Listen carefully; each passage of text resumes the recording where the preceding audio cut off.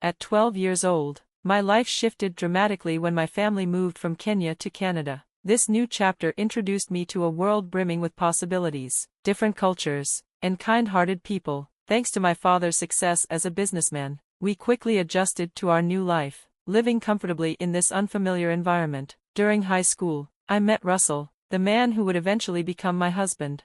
Our relationship was not without its challenges, but by the time I was 22, we decided to commit fully to each other and marry. I was overjoyed, imagining a future full of love and happiness. However, one major hurdle stood in our way: Russell's mother, Doris. She openly opposed our marriage, and I couldn't help but feel that part of her resistance stemmed from my Kenyan heritage. Her frequent, subtle remarks made me feel like an outsider in my own relationship. Unlike his mother, Russell was unwavering in his support of me. He loved me for who I was, not where I came from, and despite his mother's disapproval, he stood by me. Our wedding day was emotionally complex.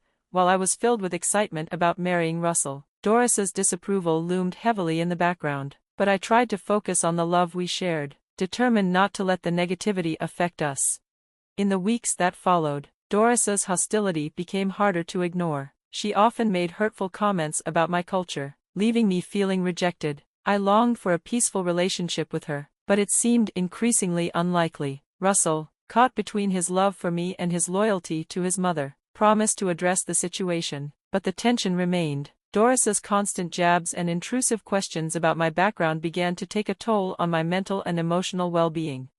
Despite the ongoing strain, Russell and I were determined to move forward with our life together. We settled into our home, focusing on our careers and dreams. Yet, Doris's disapproval continued to overshadow our happiness, and eventually, her remarks became too much to bear. I had always prided myself on remaining calm and kind, but I reached a breaking point. In a moment of frustration, I did something I had never done before. I raised my voice.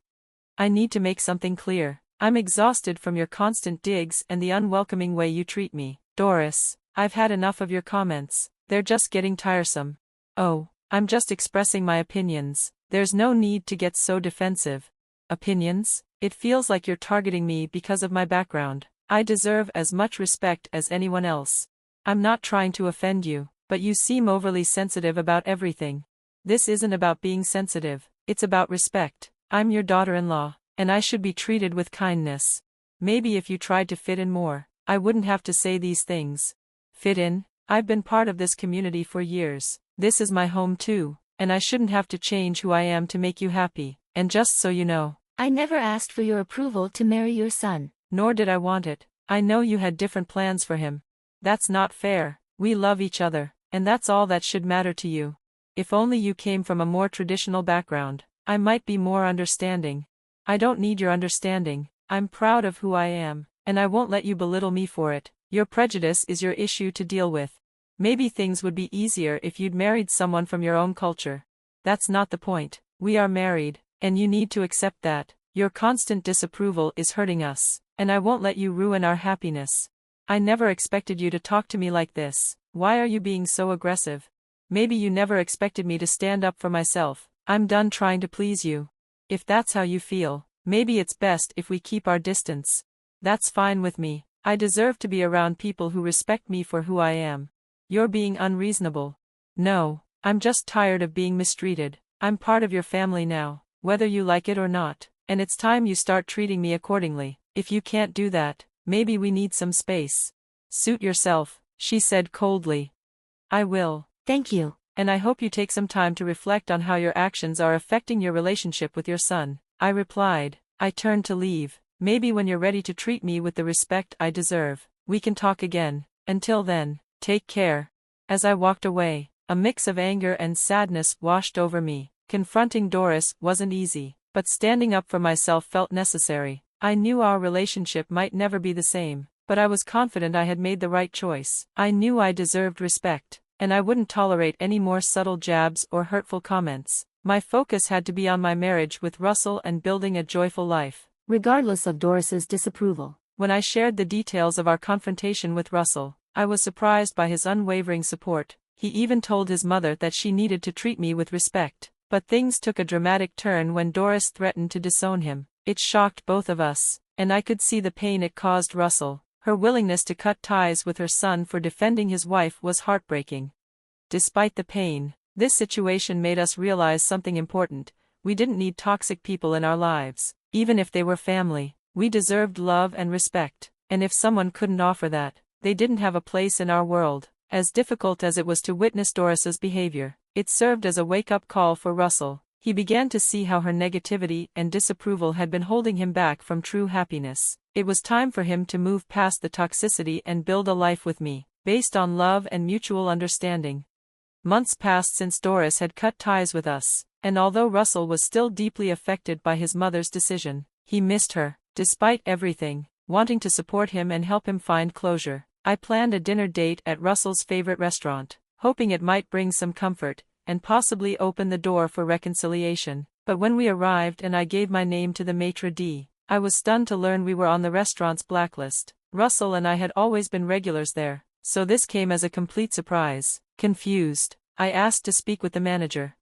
To our shock, the manager came out, and it was none other than Doris. In the months we hadn't seen her, she'd been busy expanding her business portfolio, and now, she was managing Applebee's, our once favorite spot. It felt too calculated to be a coincidence. Seeing her there, I could barely contain my shock at her pettiness. Well, look who decided to show up. Doris greeted us, smirking. You're not welcome here.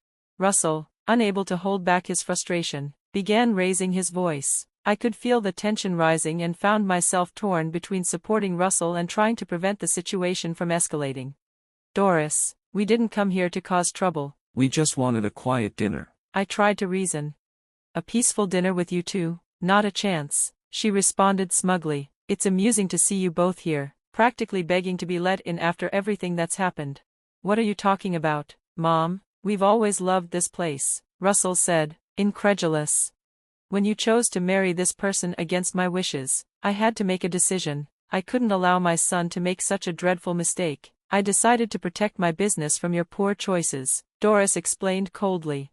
That's disgusting, Mom, Russell snapped. You're doing this just to spite us. I'm just protecting my reputation, Doris replied, dismissively. I can't have people like you associating with my business. This is crazy, Mom. You're choosing bigotry over your son, Russell said, his voice thick with disappointment. It's not my fault, Russell. You made this choice, Doris shot back. The eyes of everyone in the restaurant were on us, and it felt like the whole place was watching us be escorted out. I just wanted to escape the tension and embarrassment. Let's go, I suggested softly, wanting to avoid further confrontation. Yeah, you're right, Russell agreed, his face clouded with disappointment. And don't bother coming back, Doris called out after us, her voice dripping with disdain.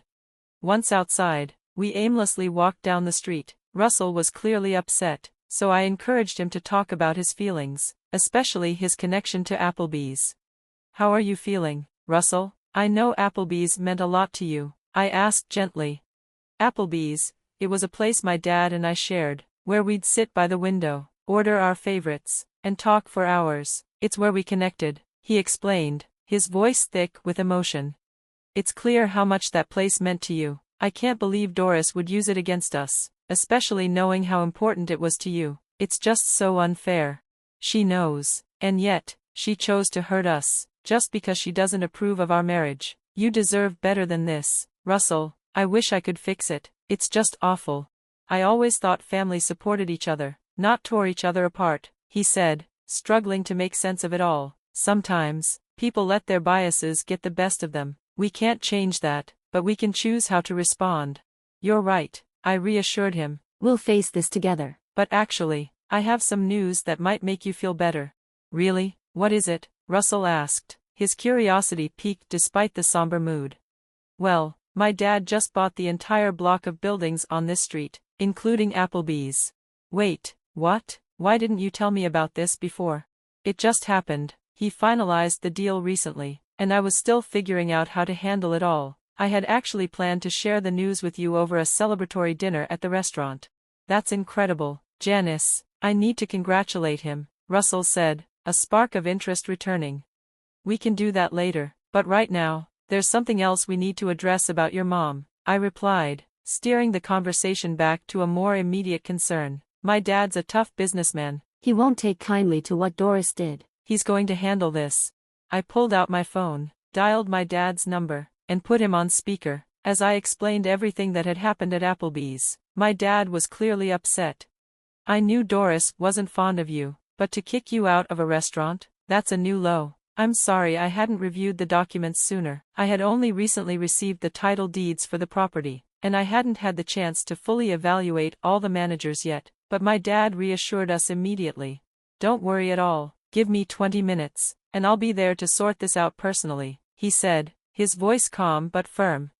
While his confidence gave me some relief, I couldn't help but feel a twinge of concern. My dad was powerful and respected in the business world, but I hoped this wouldn't escalate into something even messier. He was a firm believer in fairness and treating people with compassion, but when provoked, he wasn't someone to be trifled with. Russell and I waited near the restaurant, unsure of exactly what my dad planned to do but trusting his judgment. As we stood outside, the anticipation was palpable. Would this be just another heated confrontation, or would it be a resolution? Then, my dad arrived, walking with purpose, his posture exuding the confidence that came with years of experience. We followed him back inside the restaurant, and the moment he entered, he called out for Doris, his voice ringing across the quiet space. Everyone turned to watch, sensing the tension in the air.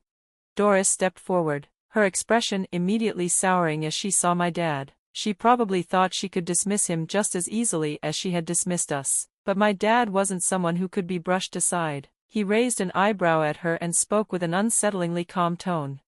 Doris, my dear, it seems you haven't been keeping up with the latest developments. Did they forget to inform you about the new owner of the 2nd Green Avenue complex? He asked with feigned concern. Doris, caught completely off guard, stammered, What are you talking about? Who is it?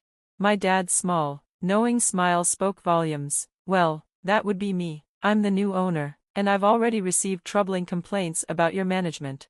Her face drained of color as the realization hit. I didn't know that, she muttered, flustered. Well, perhaps if you'd checked your emails or paid attention to what's happening around you, you might have known. But it's too late for apologies now, my dad said with a mocking chuckle. It was oddly satisfying to watch Doris squirm under the weight of her own actions. Russell, who had been quietly seething by my side, finally stepped forward, his voice unwavering as he addressed his mother. You had no right to treat us, or anyone, the way you did, especially Janice, Russell said, his voice steady but laced with emotion. We've known for years that you harbored ill will, but as someone in charge of a public establishment, you should have understood that discrimination, based on personal prejudices, is unacceptable. You violated that principle, and frankly, I don't think you're fit to manage this place. Doris, now desperate, tried to backpedal. Wait, I'm sorry, I didn't realize. Even if you didn't realize it, you should have treated all customers fairly. Your biases shouldn't interfere with your professional duties. I added, my voice firm. We should discuss this privately. Doris, still trying to salvage the situation, attempted to deflect. There's no need. My dad interjected, his voice booming across the room. I think everyone here would be interested to know that the person managing Applebee's, who allowed her racism to interfere with her work, is no longer part of the staff. The mood in the room shifted immediately. Murmurs filled the air as people began to realize the gravity of the situation. Doris stood frozen, humiliated, as she realized that the consequences of her actions had finally caught up to her. Russell and I exchanged a look, a mix of relief and triumph. It had taken months of hurt, but we were finally seeing justice unfold before us. My dad stood firm, warning Doris that if she didn't leave voluntarily, he would call security to escort her out. Faced with no other option, Doris began her walk of shame out of the restaurant, her face a picture of embarrassment. As she left, the mood in the room lightened, the tension evaporated, and a few patrons even began clapping in celebration. It felt like a small victory for us, a long-awaited moment of vindication. We made our way over to my dad, who gave us a knowing smile. You're the best, Dad, I said, hugging him tightly. He chuckled and patted both of us on the back. It was my pleasure. I couldn't just stand by and watch you two suffer because of her. With a smile, he excused himself to check in with the kitchen staff and the rest of the management team. It wasn't long before he returned, explaining that he had some important business to finalize, including the formal termination of Doris and appointing a new acting manager. Okay, my work here is done, he said, his tone satisfied. "You two enjoy your meal on the house." He motioned for us to take a seat, and Russell and I sank into a booth, still processing the whirlwind of emotions from the past hour. Relief, gratitude, and the quiet satisfaction of seeing Doris finally face the consequences of her actions settled in. I felt incredibly fortunate to have my dad's support during such a challenging time, knowing that no matter what happened, we had someone fiercely on our side. As we relaxed into the evening, I realized that despite the chaos, we had come out stronger. We could handle whatever life threw at us, together.